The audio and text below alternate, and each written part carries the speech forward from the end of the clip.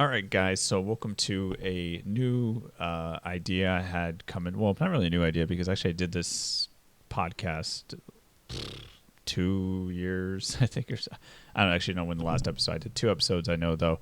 Um, Wanted to just do more of at least one video on a regular basis. It's more on the long format side of discussions of movies and that type of subject matter. At first, I was doing. I don't even remember what the first episode was, but then the second one I was going to do is more. I was going to do three specific movies, and then I was just going to that all kind of had a general theme. Kind of fell off the back burner doing that idea. But then this past calendar year, I really emphasized and focused on trying to watch movies, being that especially I thrifted a lot here behind me to watch. So I discovered or found from another YouTuber an app called Letterboxd, where you kind of, it's like Facebook meets IMDb for movie watchers, where you kind of log, movies you watch, write your ratings and that sort of thing. So it's kind of a cool thing. You can follow each other and all that. And kind of like to keep track and see how many movies you watch in the year. So last year I was really trying to press to hit 365 for the entire year. Fell short by about 20 or 30. I think I hit like 320 or 330-ish. So that being the case, going now into 2024, that would be cool to do, try to push this year, but I don't know if it's going to be in the cards with current things going on in life. And it's another thing too. This video I think is going to be helpful for me to keep this channel going because I do have some big life event things coming up here in the next few months that the regular content of like unboxings and out and about, maybe vlogs every now and then that I do, are not going to probably be as active. So this video, basically I'm going to do every month or starting of the next month, but it'd be the previous month's movies that I watch.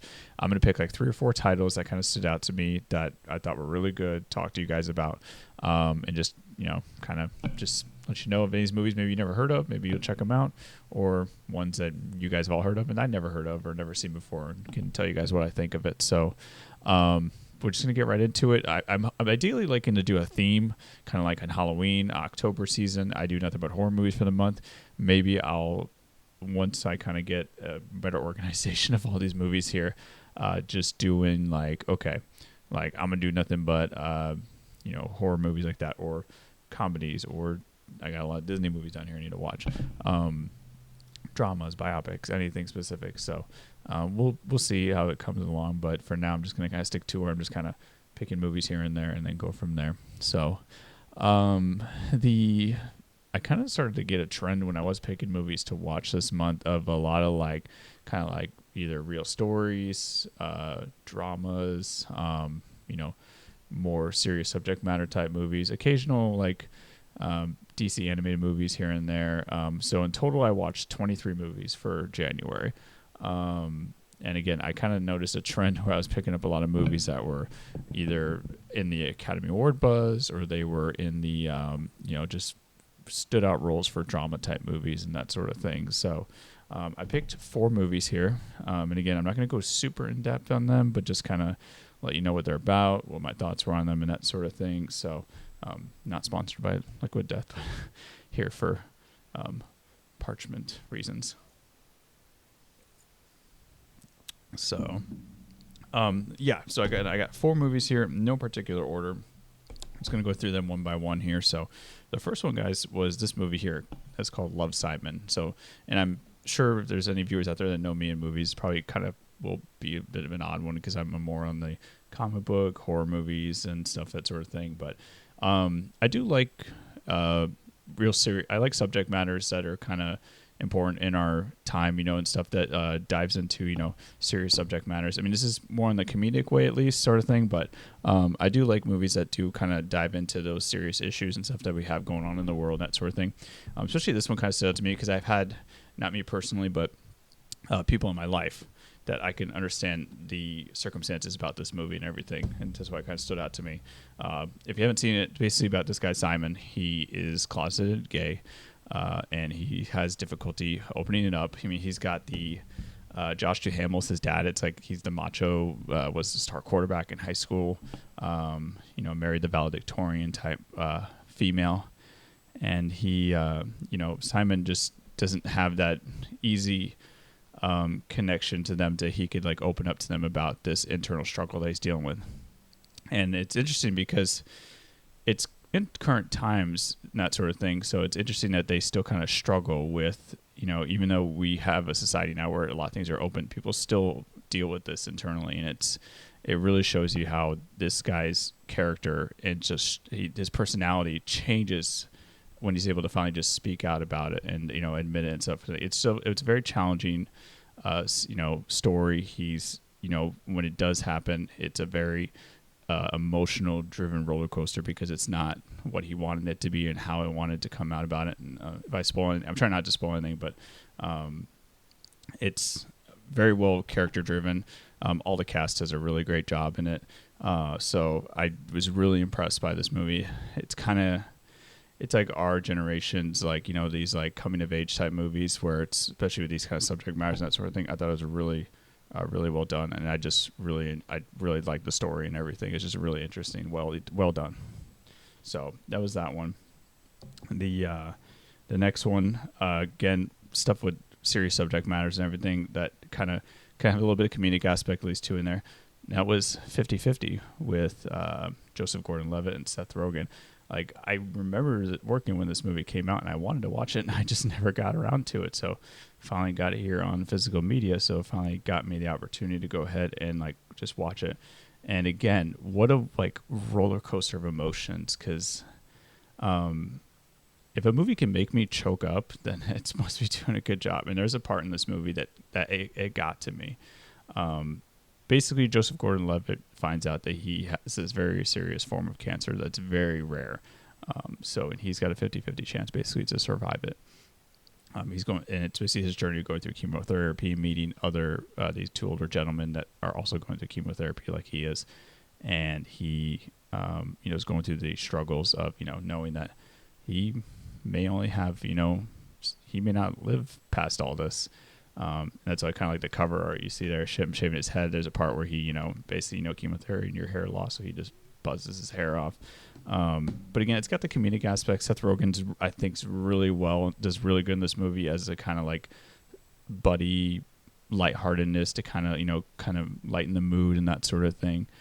You see their struggles with each other and their friendship and everything and dealing with all this. So, but again, really emotionally well done story.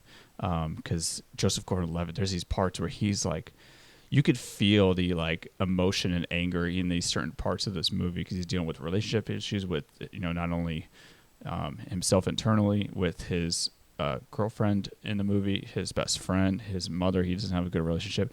He's got a dad that has dementia, so he has to deal with that on top of all this. So there's parts where he's just like losing himself in like these screaming moments and that sort of thing. You're just like, man, like he does a really good job in this movie. So I wanted to add that to my picks for this past month of movies and that sort of thing that I watched. So there's that one. Okay, we'll drink here.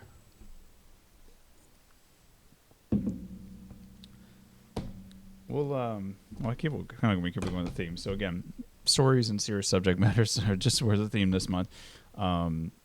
This one, two guys that delivered performances of our lifetime in this, ended up both winning the Academy Awards for their roles.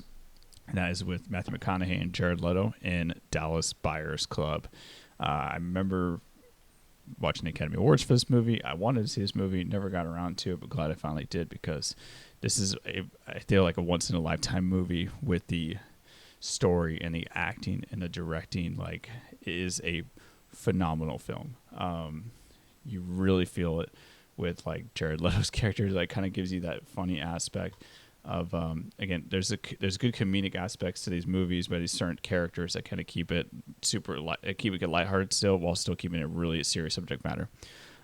This one, Dallas Buyers Club, basically is about Matthew McConaughey's character, who's like a rodeo, does the rodeo stuff, right? So cows and all that sort of thing. I don't remember the exact role that his job, but anyways, he finds out that he has AIDS, and this is in the time where like AIDS and stuff, HIV is strictly in the like gay community. That's all people think about when they hear that disease. They don't think about it with like heterosexuals and that sort of thing.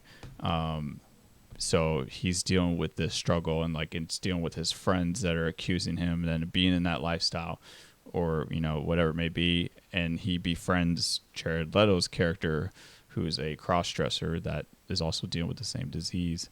And this is a time when there is no cure for it. There's no there's hardly any medication. There's only stuff that is like being tested still. It's not for sure like clear and everything. So he's basically doing this whole process where he's going down to Mexico and buying these drugs that actually can help you live with it. And he's only got I think they say 3 or 6 months to live.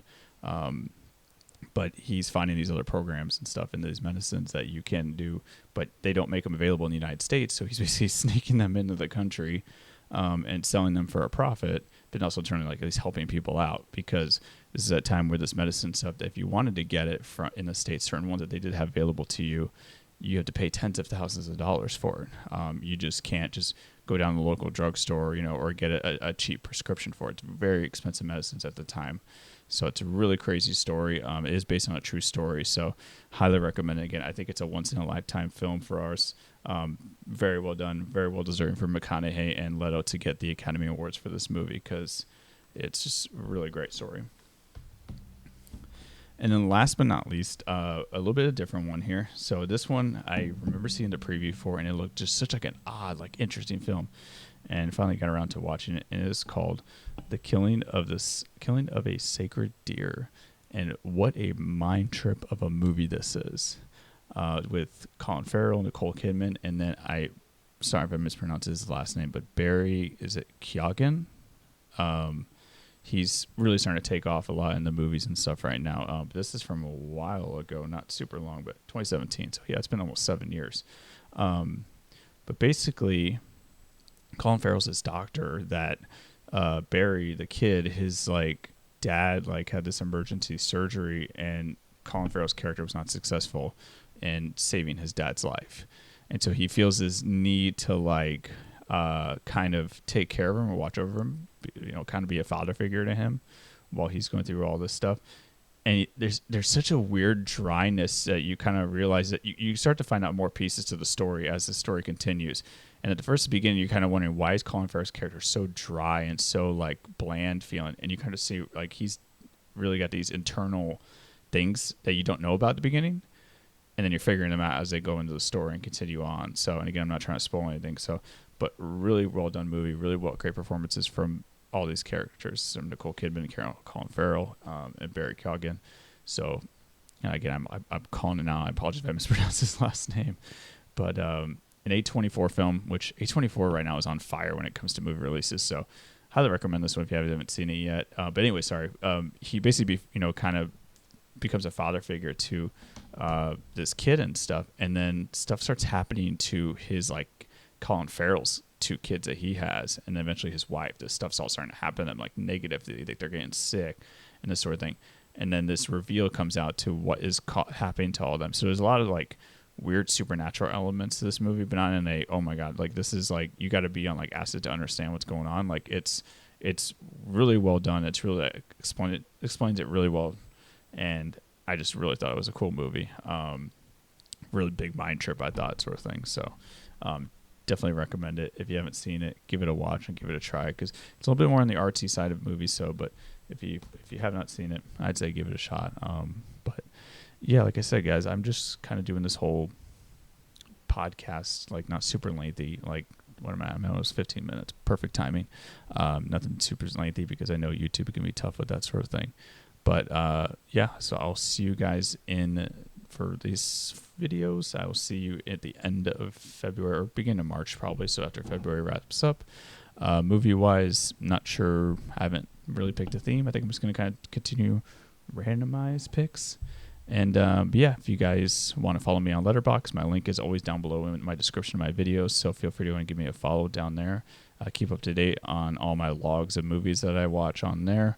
And as well, Instagram is always down below if you want to follow me up on there.